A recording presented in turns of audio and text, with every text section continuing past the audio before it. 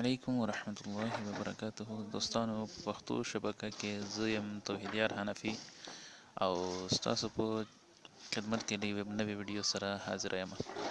دوستانو نن به موږ خبره کوو د موبایل د حافظې یعنی د میموري په اړه باندې. بعضې دوستان چې دا مشکل لري کله چې هغوی له پلی سټور نه کوم اپلیکیشن یا کوم پروګرام راوړوي خپل موبایل ته خپل موبایل کې انسټالوي نو هغه نه انسټالیږي، یا بعضې داسې نور اپلیکیشن لکه واتس اپ یا نور داسې اپلیکیشن هغه له تاریخه وځي نو اپډیټ غواړي، نو کله چې هغه اپډیټ کوي نو نه اپډیټ کېږي، والته لیکلی راځي چې not enough space، یعنی تاسې د موبایل حافظه نه لرئ. دلته بعضې کسان ډېر شیان خپل ډیلیټ کړي، عکسونه ویډیوګانې، خو بیا هم هغه اپشن هماغسې را رواني. نو دا وجه څه ده او د څه رقم ته به دا مسله ده یا دا ستونزه به حل کېږي. دوستانو د ستونزې حل په سیټینګ کې موجوده ده.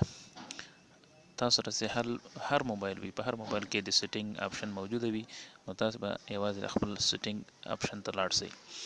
د سیټینګ تړۍ مو سکې کاغله دلته اعلان دی براسئ او دا ما سره دلته لیکلی دا USB سټوریج اینڈ USB. دا د سټوریج بعض موبایلو کې یوازې سټوریج لیکلی، خو دا سټوریج یا سټوریج اینډ USB دا آپشن په هر موبایل سیټینګ کې موجوده وي. نو تاسو سره هر موبایل وي، که سامسنګ وي که بل یو په هغه موبایل کې باید تاسو دا وګورئ، دا پیدا کړئ. کله مو چې دا پیدا کړو نو دا د سټوریج تړۍ به کېکاږئ. نو دوستانو دا وینئ تاسې دلته ما سره دوه اپشن راغلل. دا یو ریم ده، یعنی د موبایل خپل ریم چې هغه کوم د موبایل له سپیډ سره تعلق لري، او پاس چې دا د فون سټوریج یعنی د موبایل خپله حافظه ده، ما کوم میموري کارډ نه ده پکې اچولی.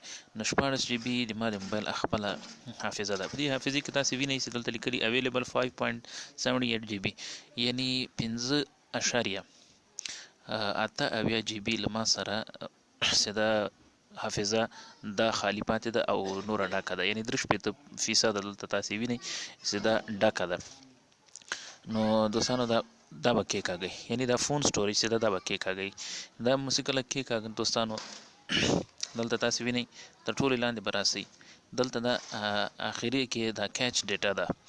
دا کیچ ډیټا دوستانو تاسې وینئ دا دوستانو دا دلته 521 MB لیکلی دي. دا 521 MB هغه فایلونه دي چې د موبایل په بیک ګراوند کې یعنی شاته په کار باندې لګیا دي، هغه فالتو فایلونه، بیکاره فایلونه چې موږ خلاص کړي دي او بیرته بند کړي نه دي په سمه توګه باندې، یا داسې کوم شیان یا نیټ چې موږ استعمالوو داسې شاته فایلونه راځي چې هغونه موږ خبر نه یو او هغه موبایل کې موجوده وي او د موبایل ځایونه نیسي. نو دوستانو یوازې به تاسو دلته په دې کیچ ډیټا باندې کلیک وکړئ. چې کلیک وکړئ نو دا به دلته تاسو نه اجازه وغواړي چې تاسو غواړئ چې دا ډیلیټ کړئ، نو اوکې تاسو به اجازه ورکړئ چې هو دا ډیلیټ کړئ. نو دوستانو دا وګورئ کیلکولیټینګ یعنی حساب کوي اوس دا خپل ډیلیټوي. ګورئ دوستانو تاسو دلته لیدئ چې 511 MB او اوس دلته صرف یوازې 1 MB ده. او دوستانو شاته به لاړ شو او اوس تاسې وګورئ مخکې دلته 63% او اوس 60% ده، او دلته له ما سره 5 GB میموري را سره پاتې وه او اوس 6 GB سوه، یعنی څومره ځای خالي سه. نو هغه فالتو فایلونه سیول ما سره هغه ختم شول. نو دلته دا ریم ده او دا دلته یو بل اپشن ده، که دا تاسو کېکاږئ له دې نه وروسته نو دا هم ډېر ښه ده. نو دې سره دوستانو 160 MB ځای له دې سره هم خالي سه. نو دوستانو د دې کار په کولو سره یو خو به د تاسو د موبایل سپیډ یعنی چټکتیا او تیزوالی به زیات سي، بل هغه اپلیکیشنونه چې تاسو موبایل کې نه انسټالیږي هغه به هم انسټال سي، او د موبایل کار به هم له مخکې نه تیز سي. نو دوستانو هیله لرم یو به بیا تاسو په دې اپشن باندې پوکم. یوازې به دوستانو سیټینګ ته راځئ، په سیټینګ کې به د سټوریج اپشن به پیدا کوئ او په هغه کې به د فون سټوریج یعنی د موبایل خپله حافظه چې ده هغې ته به راځئ او تر ټولو اعلان دلته دوستانو دغه کیچ ډیټا تاسې وینئ، دغه کیچ ډیټا به تاسې کلیک وکړئ او دې ته به اجازه ورکړئ چې دا د کیچ ډیټا ډیلیټه کړي. نو داسې کله کیچ ډیټا ډیلیټه کړي نو د تاسو حافظه به ډیره زیاته خالی سي او تاسو به کولای شئ چې ډیر شیان په خپل موبایل کې انسټال کړئ.